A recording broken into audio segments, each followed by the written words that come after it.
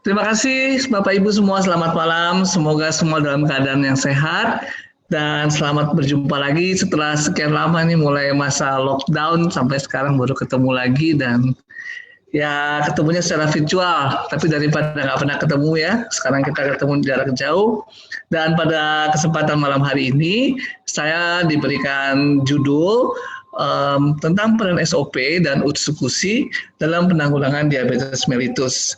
Mungkin sebagian dari Bapak Ibu ada yang sudah kenal dan mungkin sebagian belum. Saya perkenalkan sedikit tentang diri saya. Jadi nama saya Trevino Pakasi dan saya adalah seorang praktisi dokter keluarga atau praktisi kedokteran umum yang di Kabupaten Bogor. Dan sehari-hari juga saya menjadi dosen di Fakultas Kedokteran Universitas Indonesia. Sejak 2018 saya bergabung di AFC ini. Dan nanti mungkin akan saya sharing sedikit kenapa sangat menarik buat saya bergabung di sini. Saya sebagai medical expert terutama fungsinya di sini. Jadi saya nggak terlalu aktif di dalam marketing, tapi kalau ada teman-teman yang butuh apa, kadang saya juga merekomendasikan. Jadi fungsi saya di sini medical expert dan mungkin juga sebagian dari Bapak Ibu sudah pernah ada yang memanfaatkan jasa konsultasi. Nah itu bisa diteruskan, mungkin juga ada member-member yang membutuhkan konsultasi. Silakan boleh berhubungan melalui Pak Niko. Nah kembali ke judul kita pada malam hari ini mengenai penanggulangan diabetes mellitus. Saya kira ini bukan sesuatu yang asing lagi ya buat Bapak Ibu semua tentang penyakit ini. Karena 366 juta orang diperkirakan mengalami diabetes dan itu adalah data yang sudah lama, tahun 2011. Mungkin sudah naik lagi jumlahnya. Karena diperkirakan tahun 2030 sekitar 500 juta orang mengalami ya. Data tahun 2011 itu sendiri menyebutkan ada sekitar 4,6 juta kematian disebabkan diabetes. Nah jeleknya, ya bukan berita bagus pasti, 80% penyandang diabetes itu hidup di negara berpenghasilan sedang seperti di Indonesia ini, dan mereka kebanyakan justru usianya produktif, ya sekitar 40-59 tahun. 50% dari sejumlah orang yang diabetes ternyata nggak pernah ketahuan, ya, jadi nggak ada gejala, karena kita juga nggak berasa ya, tahu-tahu dicek, gula darah saya naik. Hal yang sama juga dengan hipertensi, karena nggak pernah berasa, tahu-tahu dicek tensinya naik. Ya. Nah ini data terakhir yang bisa kami dapat ya adalah survei dari Kementerian Kesehatan tahun 2018. Data buat seluruh Indonesia ternyata 2% dari penduduk mengalami diabetes mellitus. Kalau kita tanya, misalnya ada 100 orang nih, Bapak Ibu dari 500 sekarang ya, 100 orang kita tanya, Pak, pernah dibilang diabetes nggak? Bu, pernah dikasih tahu bahwa diabetes? Oh, ternyata dari 100 orang, 2 pernah didiagnosis sebagai diabetes. Atau kalau dari 500 orang, ada 10 orang di antara kita sekarang nih, pernah dibilang diabetes oleh dokter. Angka ini naik dibandingkan tahun 2013 ya. Jadi tahun 2013 mungkin sekitar 6% lah, kurang 1, sekian persen ya, dan ini naik sekitar 2% sekarang. Kalau ditanya semua umur dari 0 tahun sampai yang paling tua, ternyata ada 1,5% ya orang yang terdiagnosis diabetes. Nah kalau di sini dilihat ya kelompok umur yang paling tinggi nih ya, tadinya nggak ada 0,00000, mulai umur 25 tahun sudah ada. Saya pernah dapat pasien yang umur 22 tahun mengalami diabetes. Ya, umur 35 tahun ke atas mulai 1% ada. Ya, 45 tahun naik 3,9%, 55 tahun naik ya 6,3%, 65 tahun ke atas naik ya turun sedikit 6%, lalu 75 tahun ke atas turun ya sekitar 3%. Kira-kira apa nih Bapak Ibu ya? Kenapa setelah 75 tahun penderita diabetesnya jadi turun 3%? Apa kira-kira? Nah benar ya jawabannya bahwa mungkin sebagian sudah berpulang, sudah dipanggil lagi ke rumah Tuhan, jadi makanya turun jumlahnya ya. Nah kalau Bapak Ibu lihat di sini ternyata perempuan lebih banyak daripada laki-laki, lalu orang-orang yang tinggal di perkotaan lebih banyak daripada yang di pedesaan. Nah ini kenapa? Ini mungkin sekali berkaitan dengan aktivitas fisik. Ya, jadi kalau di desa aktivitas fisiknya akan lebih banyak daripada di perkotaan, dan juga Bapak Ibu bisa lihat di sini perempuan mungkin dibandingkan laki-laki lebih kurang aktif dibandingkan laki-laki. Ya, itu ceritanya. Nah, kalau dilihat dari sekolahnya, pendidikannya, justru yang lebih tinggi ini adalah orang-orang yang tamat perguruan tinggi ya, mau itu D1, D2, D3, perguruan tinggi, mereka yang lebih banyak penderita diabetes. Mungkin kira-kira juga berkaitan dengan aktivitas, karena mereka yang bekerja di yang sudah lulus perguruan tinggi, kerjanya biasanya lebih banyak di belakang meja daripada aktif ya, daripada aktivitas fisiknya dibandingkan dengan yang pendidikannya SMA ke bawah. Pekerjaannya juga nih 4,2% ditemukan pada PNS, TNI Polri, BUMN, BUMD. Ya jangan ditanya kenapa PNS ya. Nggak tahu deh kenapa PNS yang paling tinggi jumlahnya, tapi itu yang ditemukan ya. Sedangkan berikutnya nih ya, tidak bekerja menempati nomor 2. Ya artinya mungkin berkaitan dengan aktivitas fisik. Nanti yang PNS mikir-mikir sendiri kira-kira aktivitas fisiknya banyak nggak, sehingga kemudian ini kok jadi resiko tinggi nih jadi diabetes ya.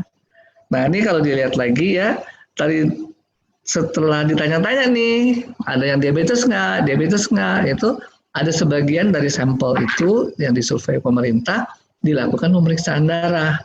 Ternyata kalau kita lihat sini 2013 hanya 6,9%, naik tahun 2018 jadi 8,5%, naik 1,6% dari penduduk yang di atas 15 tahun, ya.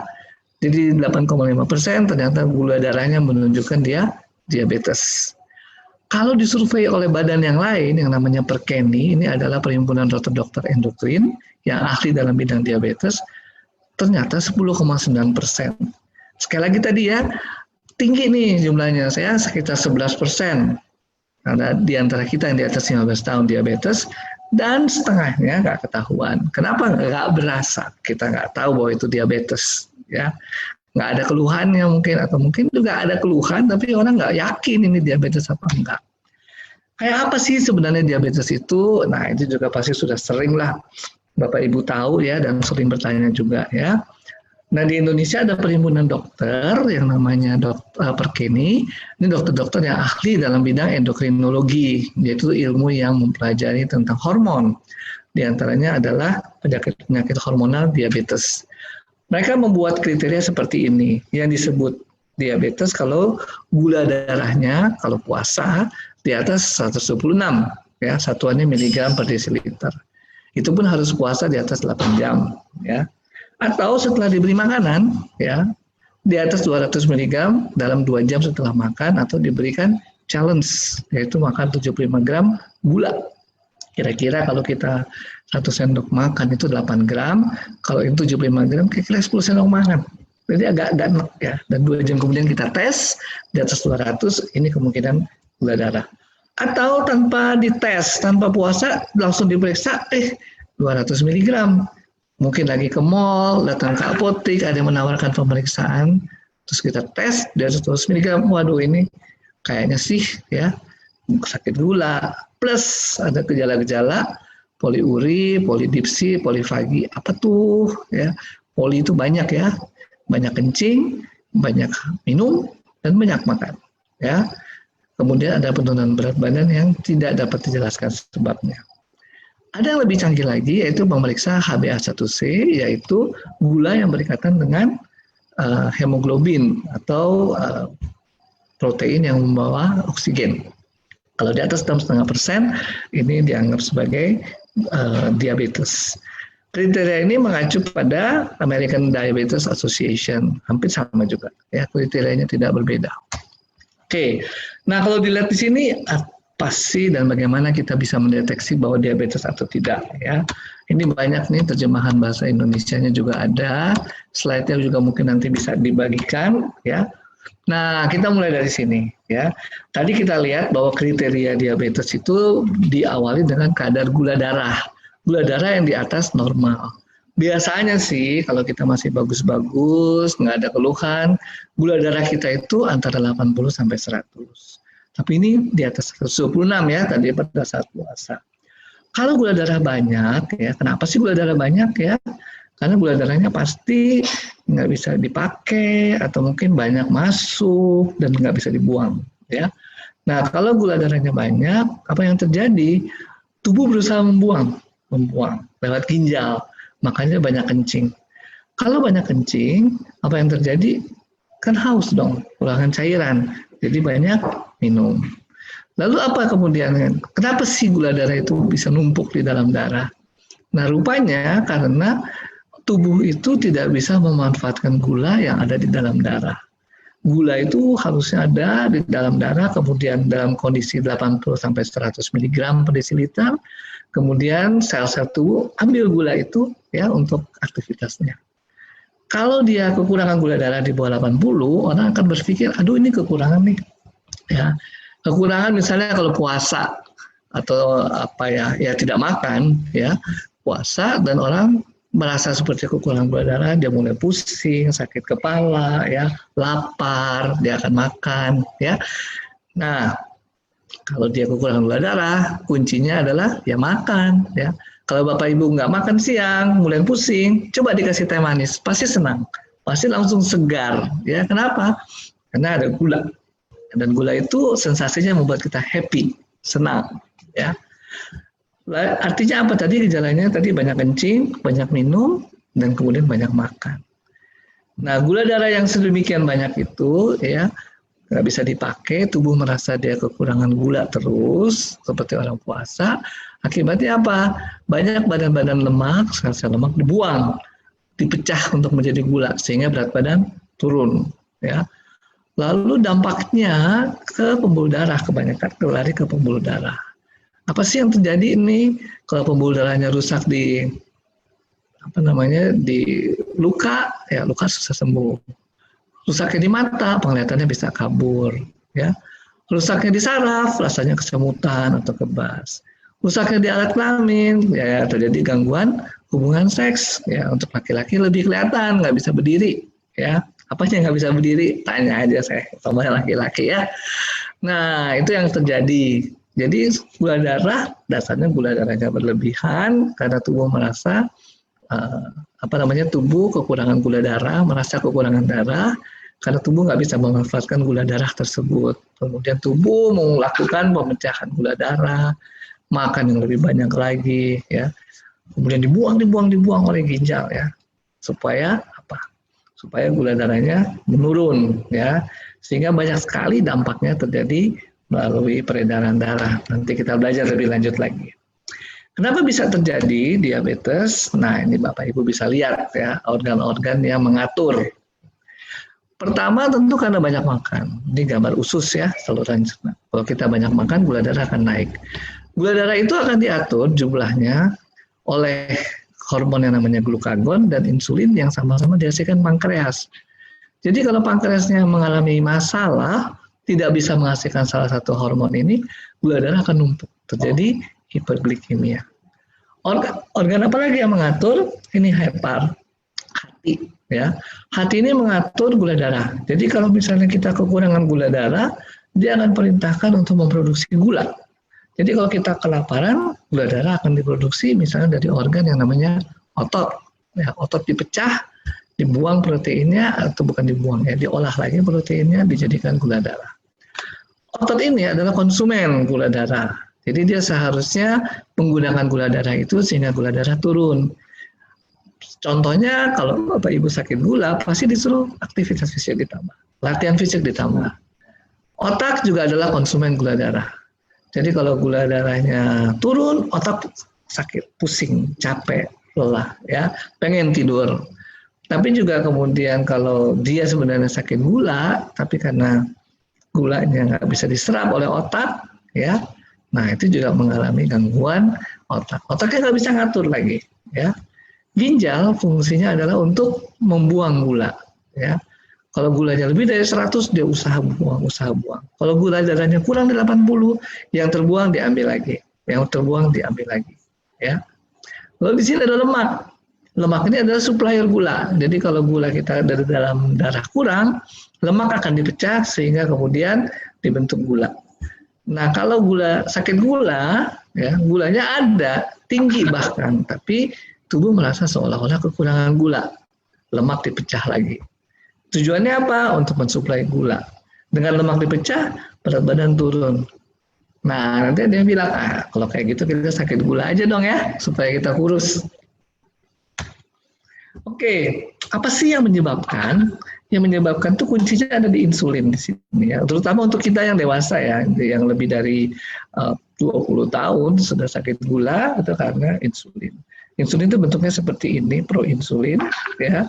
Kemudian dibuang bagian yang abu-abu ini sehingga terjadi insulin. Plus sisanya namanya pepsida bebas. Sisanya ini nanti di recycle lagi oleh tubuh kita. Jadi insulin dibentuknya seperti ini ya. Dan gunanya apa? Dia seperti kunci, anak kunci ya, masuk ke lubang kunci. Kalau anak kuncinya pas, lubang kunci bisa diputar, kuncinya terbuka ya. Nah, si lubang kunci ini namanya reseptor insulin, anak kunci yang namanya insulin. Pintu ini adalah untuk memasukkan gula darah ke dalam sel. Dengan gula darah masuk ke dalam sel, kemudian sel bisa beraktivitas menggunakan gula darah tersebut. Oke, rumit amat nih ya, rumit sekali. Mudah-mudahan nggak terlalu rumit, tapi kalau mau tanya silahkan ya nanti di akhir ya. Lalu apa yang harus dilakukan? Tadi kita sudah tahu ya, organ-organ yang mengalami kerusakan, terutama karena insulin dan reseptornya nggak klop. Anak kunci dengan lubang kuncinya tidak cocok. Itu bisa diatasi dengan obat. Ya. Kemudian untuk itu setelah minum obat kita harus pantau terus gula darahnya, kemudian komplikasi-komplikasi yang lainnya. Kemudian tadi kita lihat otot adalah konsumennya, konsumen gula darah, sehingga dia harus terus latihan fisik secara teratur sehingga gula darahnya dipakai. Nah, tadi kita lihat juga usus adalah supplier. Makin banyak kita makan, makin banyak gula darahnya. Sehingga kita dianjurkan diet yang seimbang, sesuai kebutuhan kalorinya dengan kerjaan kita, dengan kondisi tubuh kita. Ya, kalau kita mau menurunkan berat badan, misalnya kalorinya diturunkan.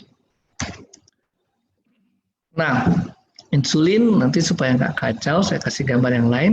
Insulin like growth factor, kali ini berkaitan dengan produk SOP. Ya. SOP dikatakan adalah menghasilkan atau men-trigger regenerasi sel dengan memicu IGF-1. Ya. Kalau sekilas dilihat nih insulin seperti ini, IGF-1 seperti ini, hampir mirip ya. Saya juga nggak tahu persis nih ya di mana letaknya mungkin. Tapi IGF-1 jangan dibilang bentuk KW-nya insulin, enggak ya. Namanya juga sudah growth factor. Jadi dia tugasnya growth factor, meregenerasi sel. Bentuknya saja seperti insulin, makanya dikatakan insulin like growth factor. Ya. Nah, sebelum kita lebih lanjut, tadi sudah sempat disinggung bahwa diabetes itu berkomplikasi terutama ke aliran darah. Ya. Kenapa gula? Gula kan dipecah ya. Gulanya numpuk, gulanya tumpuk, kemudian karena gula numpuk, tubuh berusaha memproduksi gula terus karena dia merasa kelaparan, kekurangan gula, dipecahlah sel-sel lemak, ya, dibawa untuk diolah menjadi gula. Kemudian juga protein dipecah, dibawa ke hati untuk diolah menjadi gula. Numpuk di darah, membuat sumbatan, membuat sesuatu kekacauan di darah, pembuluhannya mengalami kekacauan. Akhirnya apa? Dampaknya ke semua organ yang diperdarahi. Contohnya di kulit, ya. Kulitnya ada di mata. Mata kalau suplai darahnya berkurang, fungsinya juga menurun. Bisa terjadi katarak atau layar di belakang di sini ya, namanya retina, layar di belakang mata. Juga mengalami gangguan. Yang pasti ada komplikasi ke peredaran darah. Komplikasi ke ginjal, dasarnya juga di peredaran darah. Peredaran darah di ginjal terganggu, yang seharusnya bisa memfiltrasi atau menyaring gula, ya. Juga bermasalah di jantung, juga terjadinya di pembuluh darah jantung, juga di hati, di tulang, ya. Itu adalah komplikasi-komplikasi diabetes. Paling bahaya atau yang paling kita harus waspadai, jangan kena jantung koroner, kemudian juga jangan sampai gagal ginjal, ya. Kalau ginjalnya bocor, protein keluar terus, lama-lama ginjalnya akan rusak, ya. Fungsi ginjal menurun, ya. Itu juga.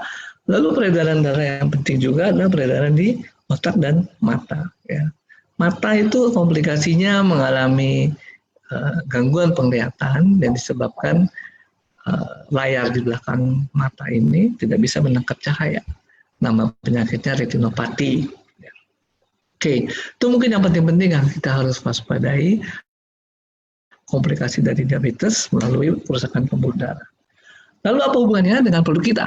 Produk kita ini paten nomor satunya dikatakan cell regeneration effect. Ya, jadi membantu memperbaiki sel, mengaktifkan kembali sel-sel yang tidur, yaitu sel-sel stem cell tadi. Ya, saya belum sebut tadi ya. Sel-sel yang meregenerasi tubuh kita. Nah, kembali tadi kita cerita bahwa dasarnya gula diabetes ini, gulanya tinggi, kemudian merusak pembuluh darah, sehingga kemudian suplai darah, suplai oksigen di jaringan tersebut mengalami gangguan. Dengan gangguan tersebut terjadi kerusakan dong, baik dari sel kemudian ke jaringan yang lebih luas. Nah, disinilah peran dari SOP, ya, yaitu meregenerasi sel. Jadi di dalam SOP itu dia men-trigger kembali regenerasi sel, sehingga sel kemudian ada di dalam jaringan itu sel-sel yang muda, namanya sel-sel stem cell, yang kemudian meregenerasi diri dan bisa aktif lagi, membelah diri, mengganti jaringan yang rusak. Ya. Kalau di dalam marketing kita dikasih istilah namanya sel terapi, ya. Sel terapi sebenarnya punya arti tersendiri, tapi di sini kita pinjemlah istilahnya untuk marketing kita, yaitu mengobati sel yang punya potensi untuk meregenerasi diri, dibangunkan lagi, diaktifkan lagi, distimulasi lagi sehingga terjadi peremajaan dan kemudian mempercepat proses penyembuhan. Ya. Nah, si SOP ini merangsang sehingga kemudian sel-sel yang rusak bisa teregenerasi. Nah, kemudian apalagi yang terjadi? Tadi kita bicara suplai darah ya. Suplai darah itu, darah kan mengandung Hb, hemoglobin yang membawa oksigen. Jadi kalau oksigennya berkurang ke jaringan, terjadi namanya stres oksidatif. Stres oksidatif itu memacu terjadinya penuaan. Makanya yang terjadi prematur aging. Ya, ini juga terjadi pada proses kanker. Ya, sehingga dibutuhkan harus peremajaan, ya. Nah, peremajaan sel ini atau sel terapi yang diusung dalam marketing kita adalah tubuh membantu sendiri dirinya untuk recovery. Tadi dengan efek dari SOP untuk meregenerasi sel. Kemudian tubuh dipacu untuk meregenerasi dirinya. Tapi juga kemudian ada isu lain. Kalau kita sekarang perlu membelah diri, selnya perlu memacu untuk memperbanyak diri, tentu perlu makanan. Karena nggak bisa semuanya dari SOP. Kalau ada yang tahu berapa beratnya SOP? Nanti lihat di kemasannya ya, 3 gram satu saset kira-kira. Ya, 3,8 gram. Nah, sedangkan kalau kita makan sehari-hari, kita bisa makan sampai 500 gram. Kalau makannya banyak, kalau makannya banyak sekali, mungkin 1 kilo ya. Tapi kalau ada yang kuat makan 1 kilo hebat banget ya. Nah, jadi kalau punya makanan yang bagus, ya makanan itu adalah supplier protein. Jadi semua jangan digantung di SOP, ya karena SOP-nya cuma 3,8 gram. SOP tujuannya men-trigger. Sedangkan untuk kita memperbanyak sel, kita perlu makanan yang sehat, perlu kalori, ya. Kemudian dilatih, nggak dilatih. Oh, kita makan, terus kita nggak latih. Akhirnya apa? Jadi lemak, kita makin lebar, ya, makin gemuk ya. Jadi kita harus tetap melatih diri, memperbanyak aktivitas fisik kita. Nah, di sini ya, tadi sudah sempat disinggung, paten nomor 1 SOP, Bapak Ibu bisa ringkas di sini, membantu merangsang regenerasi sel. Kemudian pada jaringan-jaringan tubuh yang rusak. Tadi kita sudah belajar rusaknya karena peredaran darah yang tidak lancar. Kemudian apalagi jaringan yang harusnya memproduksi insulin namanya pankreas juga diperbaiki oleh si SOP ini ya.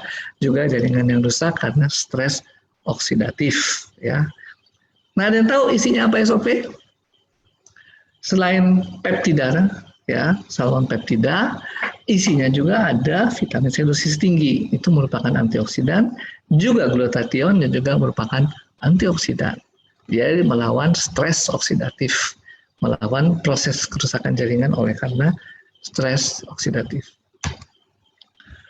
Oke, mungkin nanti kalau ada yang bertanya di chatting dulu aja atau disimpan oleh host ya. Efek paten yang kedua yaitu efek dalam perbaikan sirkulasi pembuluh darah. Bapak Ibu bisa lihat nih contoh di dalam pembuluh darah ya. Pembuluh darah yang rusak ini timbunan lemak seperti ini di dalam lapisan dalam pembuluh darah, kemudian menyebabkan sel-sel darah ini nyangkut ya, nggak bisa lewat ya.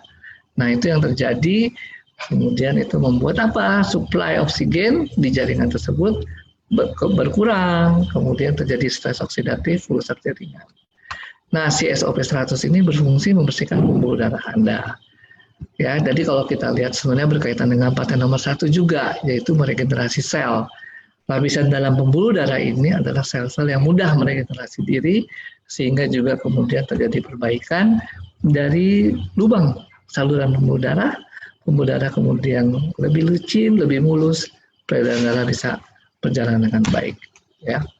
Nah ini paten nomor 2 kalau kita mau ringkas dan kita mau sampaikan kepada teman-teman kita, saudara-saudara kita yang diabetes, ya, si peredaran darah ini diperbaiki sehingga mencegah stres oksidatif. Ditambah dengan produknya mengandung vitamin C dan glutathione. Lalu di sini kita melihat efek dalam metabolisme, yaitu orang yang gendut-gendut bisa berkurang berat badannya. Tentu saja juga harus aktivitas fisik ya. Tadi kita bilang makan tapi nggak aktivitas fisik, terus kita bergantung pada SOP ya nggak berhasil ya, obesitasnya tetap berjalan. Mekanismenya bagaimana sih? Tadi kan dikatakan bahwa dia men-trigger sel untuk meregenerasi diri, sehingga untuk kebutuhan energi ya metabolisme meningkat. Bisa diambil juga dari lemak, ya masuk akal sebenarnya. Tapi sekali lagi harus seimbang dengan diet kita dan dengan aktivitas kita. Jangan sampai kita diet lebih banyak. Bapak Ibu yang baru minum SOP pasti akan merasakan kelaparan, pengen makan lagi, karena memang metabolismenya dirangsang untuk akan untuk aktif, ya, sehingga kemudian meregenerasi diri, ya. Nah, untuk orang-orang tertentu yang mengatur balance-nya dietnya, ya, tentu akan bisa mengurangi jumlah lemak. Nah, di dalam proses diabetes, ya, obesitas atau kegemukan itu adalah salah satu faktor risiko diabetes, dan itu sudah dimulai sejak kita masih kecil. Jadi please Bapak Ibu ya, bayi-bayi, anak-anak balita itu jangan dibuat jadi cabi terus kita seneng banget, jangan ya, karena itu yang membuat apa? Membuat bakat jadi gemuk nanti setelah kita jadi dewasa. Jadi itu dimulai ternyata sejak kita kecil ya. Please ya, yang penting adalah berat badannya sesuai dengan pertumbuhan yang diharapkan. Bapak Ibu bisa lihat KNS misalnya, ikuti aja seperti itu ya. Lalu yang produk kedua ada yang namanya usus-usi. Pasti Bapak Ibu juga sudah dengar bahwa isinya adalah salmon DNA. DNA itu adalah inti sel, bahan apa namanya ya. DNA itu kalau bisa dikatakan buku pintarnya sel, ya. Jadi kalau kita membentuk sel baru, kita harus punya cetakannya si DNA ini harus sama persis, ya. Dengan sama persis terjadi sel yang sama persis, ya. Tentu saja ini DNA ketika dia membentuk sel yang baru, satu DNA induknya jadi cetakan, kemudian ada DNA lain yang ikuti cetakan itu bikin fotokopinya, kemudian terjadi sel yang kedua. Nah, si DNA ini dari mana nih? Ya salah satunya tentu dari produk salmon DNA kita. Kalau kita mensuplai DNA, kita akan membantu sehingga DNA yang baru terbentuk, ya sel-sel baru bisa terbentuk juga, regenerasi sel bisa terjadi. Dalam usus-usi juga ada probiotik. Nah, probiotik ini meningkatkan peran dari natural killer cell. Natural killer cell ini juga salah satu fungsinya mencegah infeksi. Infeksi ini bahaya atau peradangan juga pada dasarnya berbahaya pada penderita diabetes. Karena peradangan, infeksi meningkatkan kadar gula darah. Ya, pasien diabetes itu rentan terhadap infeksi. Dan fungsi probiotik ini adalah di dalam produk usukusi melatih natural killer cell kita supaya bisa mengenali benda-benda asing dan kemudian bisa melawannya. Termasuk di dalamnya adalah sel-sel asing yang menjadi komplikasi dari diabetes ini, dan itu bisa dikenali bukan selnya, kemudian bisa dilakukan pembasmian apa-apa yang tidak sesuai dengan tubuh kita. Jadi sebagai kesimpulan, nanti kita banyak diskusi saja. Diabetes adalah penyakit degeneratif. Ya, prinsip dasar ini yang mesti Bapak Ibu pegang, karena produk kita, baik si SOP maupun si usukusi, bekerja pada penyakit-penyakit degeneratif. Jadi kalau sudah ditanya, oh penyakitnya bawaan sejak lahir, penyakitnya genetik, rasanya sih nggak terlalu bisa berfungsi di dalam situ ya. Meskipun mungkin kita tetap bisa berharap ya. Tapi fungsi degeneratif, kenapa? Karena si SOP ini meregenerasi. Jadi tentu akan lebih berfungsi pada penyakit degeneratif ya. Lalu juga penting bahwa tidak semua penyakit yang harusnya dioperasi akan berhasil dengan menggunakan SOP ini. Ya, kenapa? Ya karena harus dioperasi. Saya kasih contoh aja, mungkin sudah menyeleweng dengan diabetes ini. Tumor, sel-sel tumor katanya bisa dilawan oleh natural killer cell. Betul. Tapi kalau tumornya udah segede 2 kilo, ya mana mau lebih cepat? Tumornya bertumbuh terus jadi 3 kilo, atau sel-sel yang kecil ini makan tumornya? Tentu paling cepat diangkat. Ya, jadi jangan juga kita berkeras dengan sesuatu ya, tapi melupakan yang lain. Kayak kita boleh believe, boleh percaya, tapi kita juga melihat kondisi kita secara kontekstual ya. Nah, salah satu akar dari diabetes, poin yang kedua adalah kegemukan ya. Kegemukan ini dengan paten nomor 3 dari SOP diatasi sehingga menuruni risiko ya. Dampaknya, komplikasinya adalah pada pembuluh darah, dan ini pun juga diselesaikan oleh paten nomor 2 SOP. Kemudian kita bisa mencegah perburukan diabetes dengan latihan fisik dan makanan yang baik. Ya. Tadi SOP sudah dijelaskan berperan dalam regenerasi sel dan perbaikan jaringan, ya. Juga mencegah perburukan di tingkat seluler dengan cara apa tadi? Yaitu karena dia mengandung antioksidan, melawan stres oksidatif.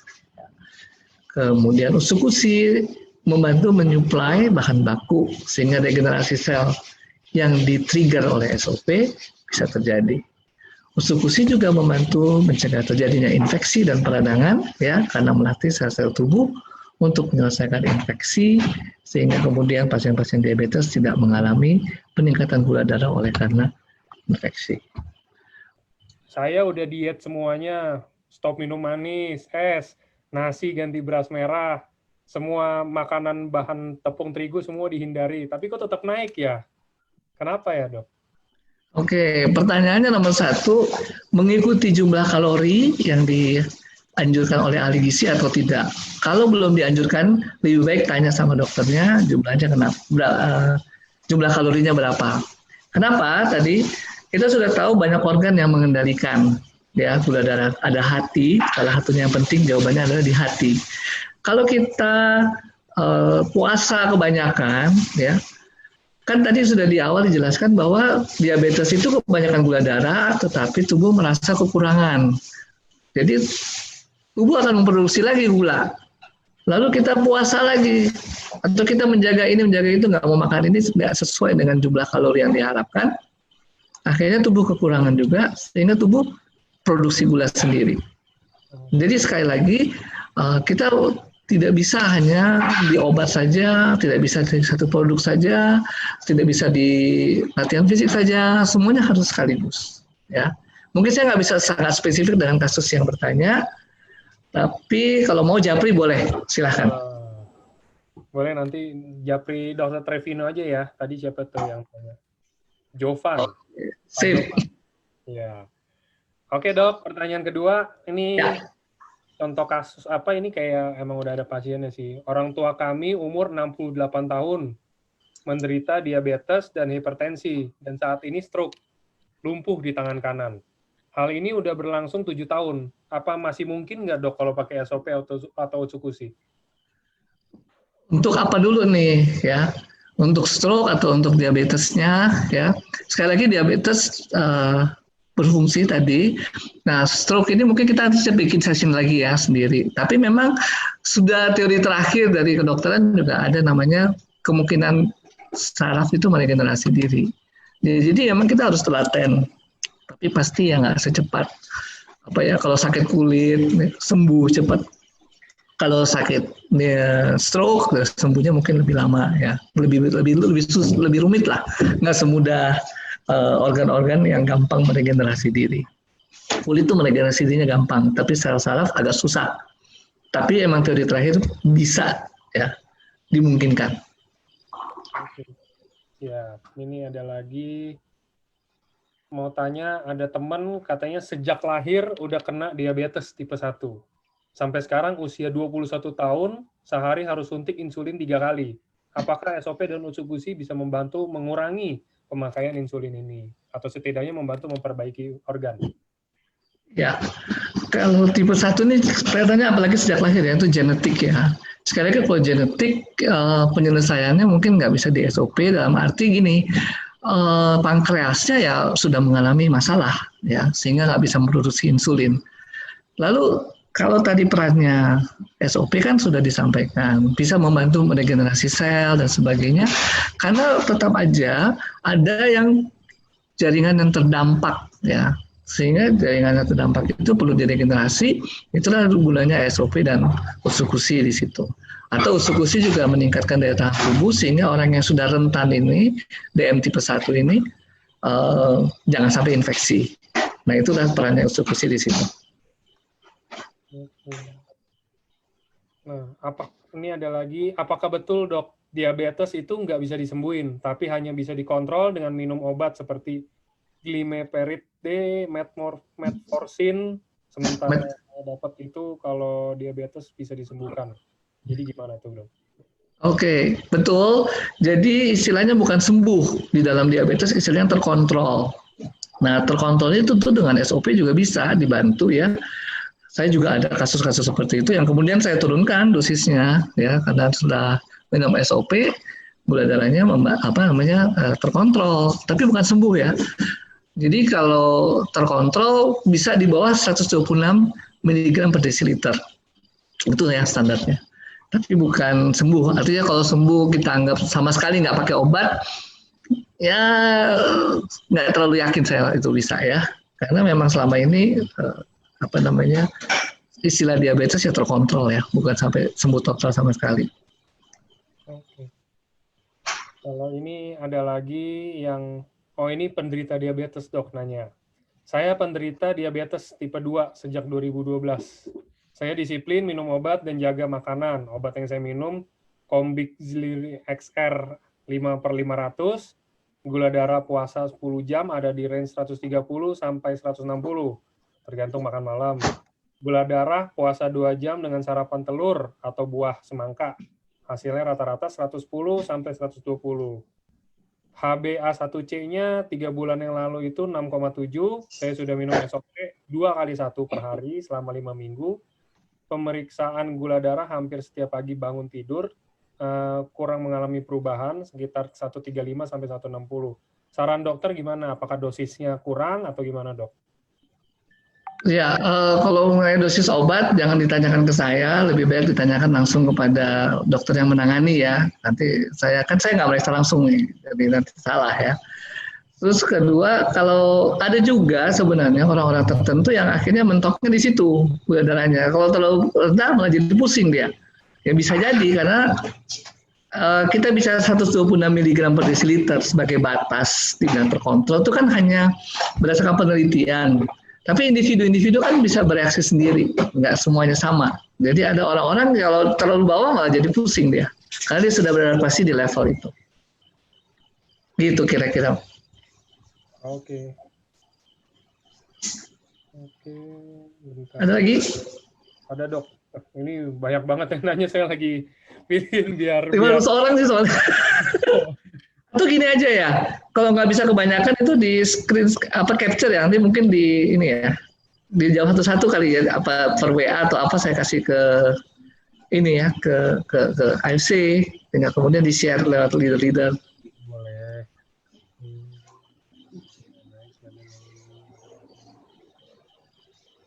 Oke, ini menurut saya gagal ginjal kronik. Oh ini, mama saya gagal ginjal kronik, tapi belum pernah cuci darah. Sudah pasang Simino di Juni lah, tanggal 4 Juni. Hasil lab itu kreatin 6,3, ureum 223, HB-nya 8,6, dan ELFG-nya itu 7. Konsumsi SOP tanggal 20 Juni, 1 saset dibagi 3 campur air. Sudah minum 8 hari, karena takut katanya kaget kalau kena badan. Cara minum seperti ini efektif, harus diterusin atau enggak dok? Atau gimana? Yang satu saset dibagi 3 itu? Oke, kenapa nggak sekaligus ya? Itu mungkin saya juga. Soalnya nggak usah dibagi 3, boleh sebenarnya 1 kali ya. Langsung diminum supaya nggak kaget ya. Harus dilihat juga sih apakah proteinnya juga keluar di urin apa tidak, karena nanti kalau emang ada kebocoran protein mungkin juga kita harus lebih taktis ya supaya nggak kebuang. Terus yang kedua juga kalau gagal ginjal kan isunya nggak boleh kebanyakan air, nanti kalau nggak jadi bengkak. Nah itu yang kemudian kita harus lihat, mungkin lebih bagus 1 saset aja tapi kalau di bawah lidah jadi nggak nambah air juga, langsung diserap kali sama tubuh ya. Gitu. Itu saran aja, tapi saya nggak bisa lebih spesifik ya. Saya mesti lihat orangnya dong ya. Nah ini banyak yang nanya, boleh share nomor handphone dokter nggak? Mau tanya-tanya. Boleh aja sih sebenarnya. Cuma nanti gimana ya mekanisme, jangan sampai 24 jam saya nggak ini. Paling kalau enggak nanti ya kita kumpulin aja, nanti baru tinggal dokter jawab itu gimana. Kebanyakan sih selama ini lewat leaders ya. Lewat leaders, kebanyakan lewat leaders. Tapi kalau mau yang sendiri-sendiri, ini iklan nih. Saya juga ada di Halodoc ya. Jadi ambil aja apps Halodoc dan sendiri-sendiri aja kalau mau yang kayak gitu. Tapi kalau mau lewat leaders, selama ini lewat leaders sih yang lain-lain. Ya, supaya ada saringan, jangan terlalu banyak juga. Nanti 24 jam saya cuma jawab WA terus, jempol saya nanti.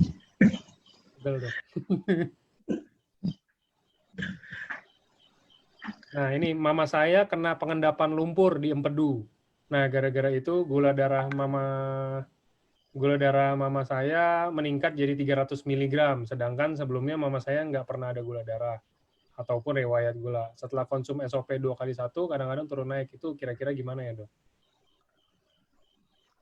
Saya kurang tahu nih maksudnya lumpur ya di kantung empedu mungkin, atau kalau mau ya lewat leadernya tanya lagi ya Japri, atau kalau Bapak Ibu temukan saya di Halodoc lagi online bisa ditanya. Tapi kalau gula darahnya sudah respon ya bagus dong, berarti teruskan aja ya gula darahnya. Kalau dengan SOP dia respon, teruskan aja sampai ini.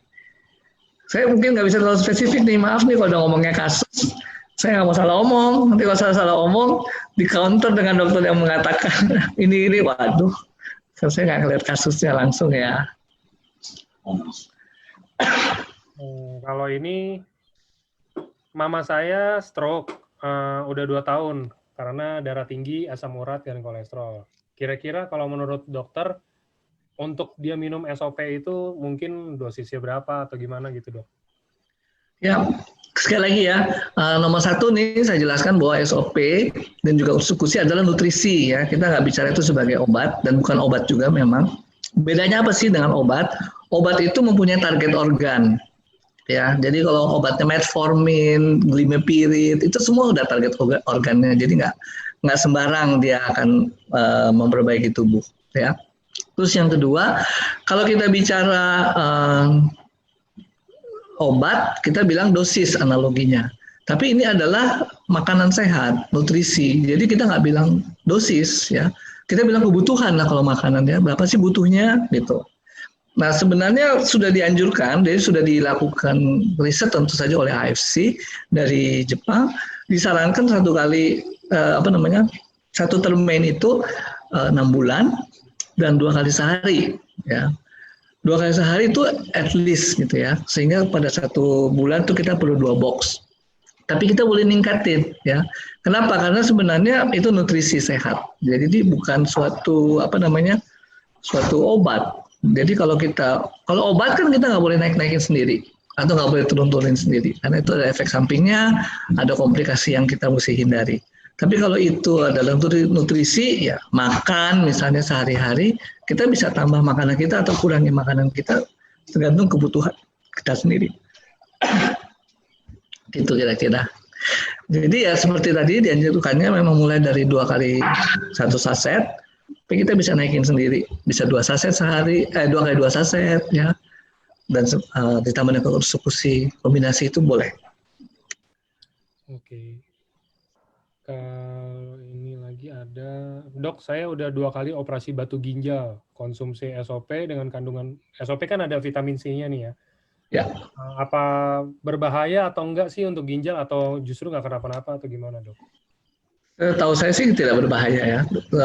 Vitamin C dosis tinggi itu juga memperbaiki jaringan yang rusak ya. Ini sekali lagi ini nutrisi ya, jadi bukan obat. Kalau obat kan sasarannya jelas ya. Oh sel ini, sel itu.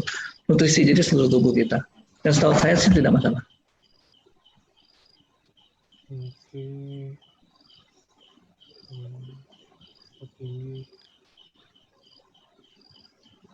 Ini udah dijelasin sih kalau ini tadi ada yang nanya bisa lepas suntik insulin atau enggak, itu mungkin ya sedikit atau cepat atau lambat pasti inilah kalau rutin ya nggak sih dok? Ya, jadi memang bisa mengontrol gula darah dan bisa artinya ya kalau gula darah terkontrol kan obatnya atau insulinnya akan dikurangi dan bisa. Dan asal ya bukan cuma dietnya juga diatur, ya latihan fisik juga diatur. Ya. Malam dok, gula darah sewaktu 340, dosisnya SOP itu berapa ya? Tangan kesemutan dan kebas, dada kiri cenut-cenut dan ada batu ginjal juga. Oke, kembali ke saran saya tadi karena ini nutrisi ya. Jadi coba aja dengan 2 kali 1 saset dulu. Nggak ada masalah ya. Yang saya maksud masalah itu mungkin kadang ada orang yang BAB-nya jadi encer atau ada orang lain yang merasa kulitnya kok jadi lebih sensitif ya. Nah itu kalau nggak ada masalah seperti itu dinaikkan juga nggak masalah ya. Bisa 2 kali 1 atau 2 kali 2 saset. Tapi yang penting kita start dari bawah dulu, kemudian pelan-pelan kita naikkan. Oke.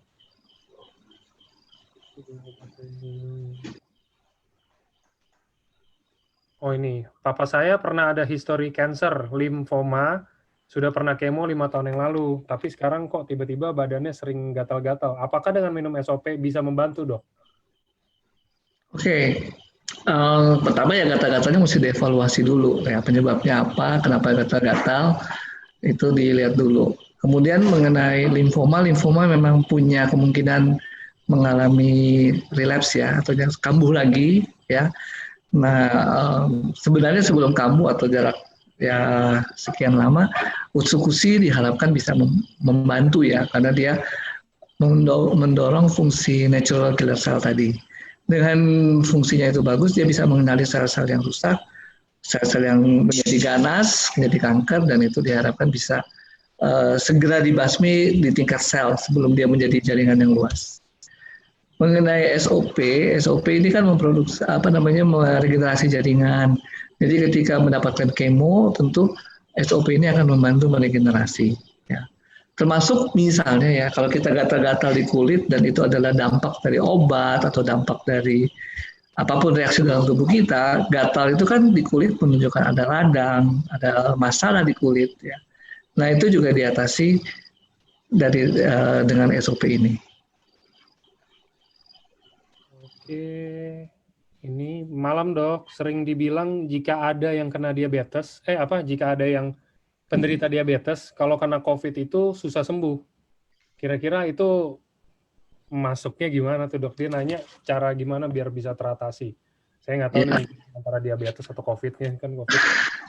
Pada dasarnya sih bukan COVID saja, jadi semua infeksi ya. Diabetes itu rentan terhadap infeksi. Dan tadi, jadi kalau kita mengalami infeksi radang, gula darah kita akan cenderung naik. Kalau gula darah cenderung naik, sebenarnya kan gula itu juga dibutuhkan oleh si kuman penyakit ini, infeksi ini ya. Kalau pada infeksi virus, misalnya coronavirus itu juga membuka jalan masuk untuk infeksi bakteri lain. Makanya kadang-kadang orang yang batuk pilek ISPA dikasih antibiotik juga oleh dokter dengan harapan mencegah supaya tidak terjadi infeksi sekunder oleh bakteri lain. Atau sekarang kalau kita lihat pengobatannya COVID-19, itu juga diberikan antibiotik, padahal ini ngomongnya virus. Tapi kenapa sih dikasih antibiotik? Mencegah supaya tidak terjadi infeksi oleh bakteri. Nah, infeksi bakteri ini berbahaya pada kondisi diabetes. Kenapa? Sekali lagi karena gula darahnya bisa tinggi. Kemudian juga entah bagaimana prosesnya, terjadi induksi pemecahan sel-sel lemak. Nah, itu kalau sel-sel lemak dipecah, terjadi yang namanya badan keton, sehingga orang itu mengalami ketoasidosis. Nah, ketoasidosis itu pada penderita diabetes berbahaya, bisa membuat orang menjadi koma. Dan kalau koma tinggal titik, ya kan? Kalau nggak cepat-cepat diatasi komanya. Oke. Oke, mungkin bisa menjawab tuh pertanyaan yang tadi dari Ya. Semoga. Tapi boleh jawab sih lewat leadersnya. Ya. Ini oke, ada lagi. Kalau penderita diabetes yang sudah merembet ke ginjal dan jantung, tetapi nggak bisa di-ring jantungnya karena obat untuk jantung kan biasanya akan menyerang ginjal. Apa diperbolehkan untuk konsumsi SOP selain mengkonsumsi obat dan makanan-makanan sehat? Gimana dosisnya, Dok? Oke, kembali tadi dia adalah nutrisi, kita tidak bicara dosis, tapi kita bicara kebutuhan, ya. Dan boleh, ya. Kenapa? Karena produk ini nutrisi, isinya asam amino, ya. Peptida itu adalah asam amino yang berkumpul jadi satu molekul, ya. Kalau molekulnya gede sekali namanya protein, kalau kecil-kecil namanya peptida. Nah, itu satu. Kemudian isinya SOP lagi ada vitamin C, ada glutathione, ya. Juga tidak ada gula, adanya pemanis alami stevia. Jadi itu semua adalah produk-produk yang aman untuk penderita gula, diabetes maupun komplikasinya. Jadi kalau ditanyakan boleh, dan kebutuhannya bertahap saja kita berikan. 1 minggu pertama 2 kali 1 saset. Ada kemajuan, tidur lebih enak. Kenapa tidur lebih enak? Ya kan energinya habis buat meregenerasi. Jadi kita istirahat tubuhnya. Terus kemudian setelah itu ada perbaikan, enak, ya udah naikin lagi 2 kali 2 saset, ya. Terus bertahap seperti itu. Silakan, Mas. Oke, ini next-nya ada, saya pernah terserang stroke 3 tahun yang lalu. Saat ini udah sembuh, cuman masih diikuti oleh Parkinson sekunder. Apakah SOP atau Utsukushi atau keduanya bisa membantu pemulihan saya secara seutuhnya? Baik, kembali ke tadi, mungkin sudah di awal saya sempat singgung, perbaikan sel-sel saraf itu teori terakhir kedokteran bisa, cuma memang nggak gampang. Kenapa orang kedokteran yang tadinya bilang saraf itu tidak bisa diperbaiki, kemudian bisa diperbaiki? Karena ada kasus-kasus di mana orang-orang tertentu memang fungsinya bisa kembali. Lalu juga ada penelitian lain yang melakukan memasukkan stem cell di otak, ternyata bisa memperbaiki. Artinya ya memang kemungkinan bisa diperbaiki. Hanya memang sel saraf itu rumit, nggak gampang buat diperbaikinya ya. Contoh kalau ada orang yang sakit pinggang sampai menjalar ke kaki, itu kenapa? Karena sarafnya memang sepanjang itu ya, berjalan dari tulang belakang sampai ke kaki. Itu kalau mau diregenerasi, namanya regenerasi sel itu kan membelah diri, nggak gampang bikin sel sepanjang itu ya. Dan itu juga saraf nggak boleh salah kabelnya. Kalau kabelnya ditusuk ke sini, terus kita pindahin ke sana, listriknya kacau ya. Jadi saraf itu termasuk yang sulit. Artinya apa? Kemungkinan diregenerasi ada. Jadi artinya SOP dan Utsukushi punya kesempatan di situ. Nah, yang berikutnya adalah tantangannya, challenge-nya adalah kita perlu tekun, perlu setia di dalam pekerjaan kita memperbaiki saraf itu. Minumnya juga rutin, kemudian dilatih sarafnya juga rutin, ya. Sesuatu yang mungkin bukan ciri khas orang Indonesia. Orang Indonesia maunya buru-buru semua, ya. Diajarinnya makan mie instan sih, ya. Diajarinnya energen, mana sempat gitu ya. Itu orang Indonesia kurang di situ, ya, harus telaten. Oke, Mas. Ini ada menarik, ini nyambung sama pertanyaan dokter barusan. Kenapa Ya. sih Dok, kok terapi itu dianjurin 6 bulan? Kenapa dianjurkan 6 bulan? Jadi ini nutrisi ya, sekali lagi, bukan obat. Kalau obat itu dengan dosis kecil ya, target selnya ada. Langsung kita bisa melihat efek ya. Sedangkan perbaikan regenerasi jaringan itu kan nggak cepat. Regenerasi itu membutuhkan waktu ya. Contohnya aja sekarang gini, misalnya kita kena COVID ya, kan kenapa sih ada istilah namanya OTG ya, orang tanpa gejala tapi sudah menyebarkan virus, karena ketika virusnya masuk belum terbentuk tuh antibodinya, perlu waktu sampai 14 hari, makanya rapid testnya negatif ya, nggak ketemu padahal dia ternyata sudah masuk virusnya. Jadi kembali ke analog dengan kondisi itu ya, kita perlu waktu untuk mendevelop ya jaringan kita. Lalu kalau kita bilang jaringannya satu-satu sel gitu ya, yang nggak berasanya setelah jadi jaringan ya. Jadi kalau kita bilang, aduh kok saya nggak ada keluhan, ternyata darah tinggi, ya selama jaringan nggak rusak, kita nggak akan berasa keluhannya. Diabetes juga sama, kok nggak ada keluhan, tahu-tahu bilang gula darahnya tinggi. Selama jaringan nggak rusak, nggak ada keluhan. Dan kebalikannya, kalau jaringan itu terjadi penyembuhan, ya selama dia belum berbentuk sampai sebesar jaringan, mungkin kita nggak berasa. Ya. Tumor kita nggak akan tahu kalau jaringannya belum jadi gede. Ya. Kalau masih kecil-kecil, tingkat nggak akan berasa. Ya. Kira-kira seperti itulah. Makanya perlu waktu 6 bulan supaya ada waktu Bapak Ibu bisa mengamati. Oh, bener nih, ya, berbeda nih, kulit makin cerah, ya, atau mungkin apa ya, ya macam-macam lah, ya, tergantung Bapak Ibu semua apa yang terjadi. Oke.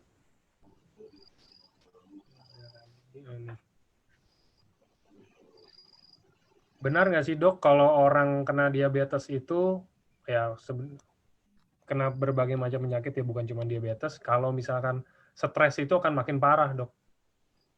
Oh iya, semua penyakit ya. Semua penyakit itu kalau stres kita makin parah. Makanya satu hal juga kenapa saya bergabung di sini ya, karena banyak sekali dokter sebenarnya mungkin ya yang nggak terlalu percaya dengan alternatif medicine ya. Ini sebenarnya termasuk alternatif medicine karena menurut mereka pembuktian secara saintifiknya atau penelitiannya masih kurang. Nah, saya sebagai dokter bergabung di sini bukan karena saintifik tok saja. Tadi saya belum sempat jelaskan ya. Di sini ada hal yang lain yang menyembuhkan kita, yaitu belief ya, keyakinan kita. Dan itu nggak bisa kita salahin. Jadi kadang pasien ketemu saya mau minum ini, mau minum jamu ini, apa segala macam. Selama dia itu kemudian membantu dia, ya saya nggak akan bilang, oh jangan, gitu ya. Jadi stres itu bisa timbul, kenapa? Karena belief kita ditentang ya, atau malah bahkan dimarahin sama dokternya lagi ya. Nggak bener gini ya, jangan ya, kenapa? Karena itu mendorong kita untuk merasa baik ya. Atau kalau pernah dengar mungkin ya perkataan-perkataan yang sudah sering beredar, hati yang gembira adalah obat. Nah itu dia ya, ternyata sudah dibuktikan ada endorfin itu hormon happy ya. Nah itu dia yang membantu kita untuk merasa bisa menyehatkan kita. Oke, next-nya ada nih, penderita diabetes dan MAH sekaligus, ada dia punya dua-duanya, boleh nggak konsumsi SOP dan berapa dosisnya berapa Dok? Gimana pertanyaan? Penderita diabetes dan MAH mau konsumsi SOP, biasa dosisnya berapa? Amannya di berapa Dok?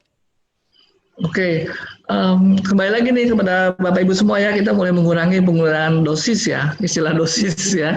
Kita bisa kebutuhan saja karena ini adalah nutrisi ya. Oke, dimulai dari berapa? Dimulai tetap dari 2 kali 1 saset tadi ya, kemudian 1 minggu kita lihat ya ada perbaikan atau tidak dan kita bisa tingkatkan ya. Gambarannya kayak gini ya.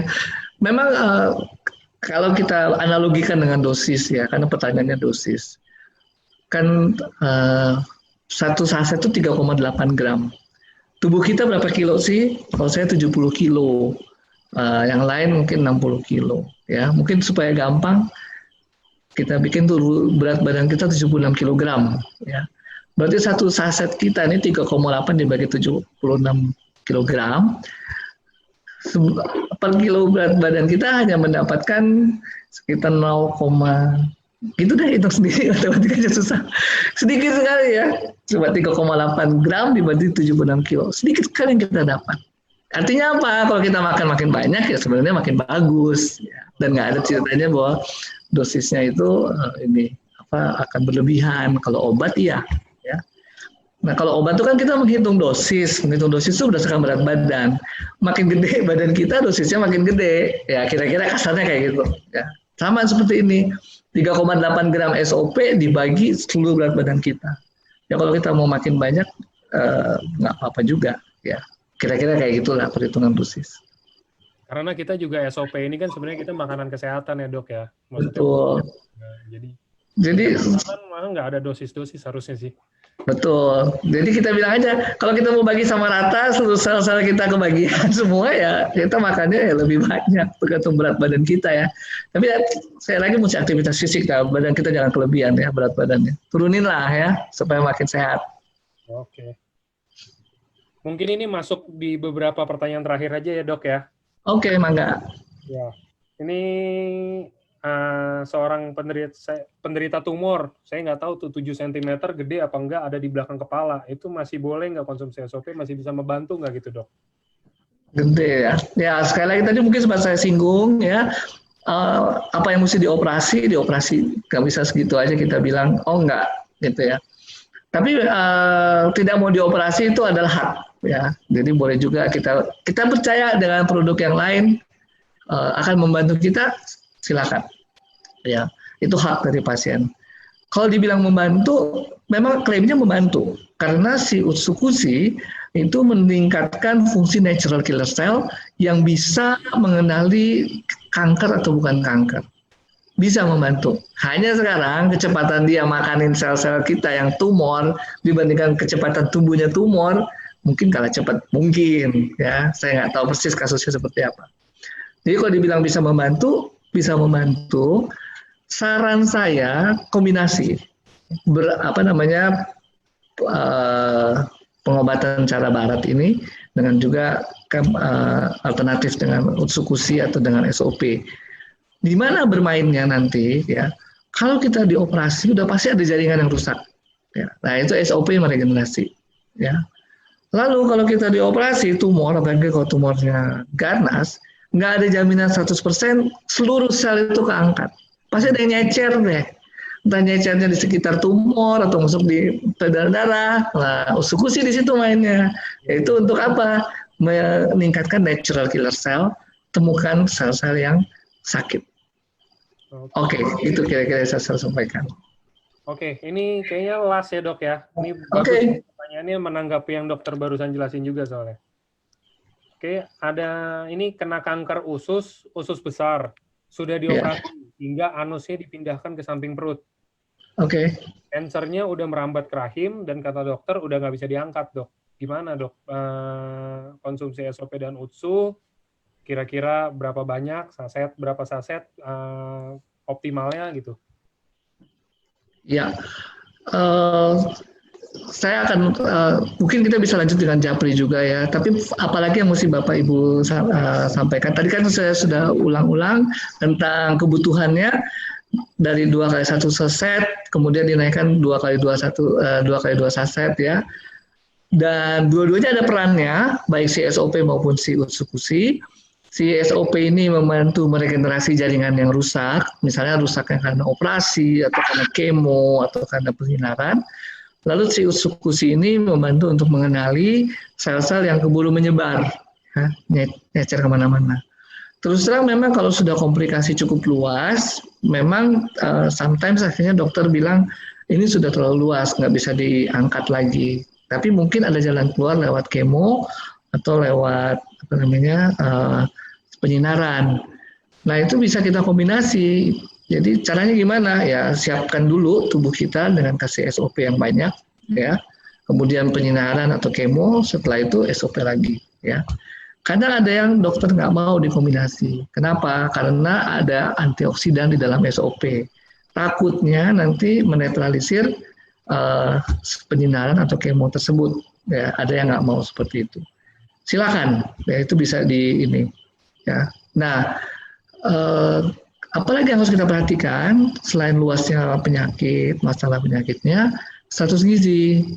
Karena kalau kita mau tubuh kita meregenerasi diri dengan baik, perlu asupan makanan juga, nggak bisa semua digantungkan di SOP, karena SOP kebutuhan atau asam amino yang dihasilkan dari SOP gunanya untuk mendorong terjadinya regenerasi sel. Sehingga untuk kebutuhan asam amino lainnya, DNA lainnya, dimakan dari mana?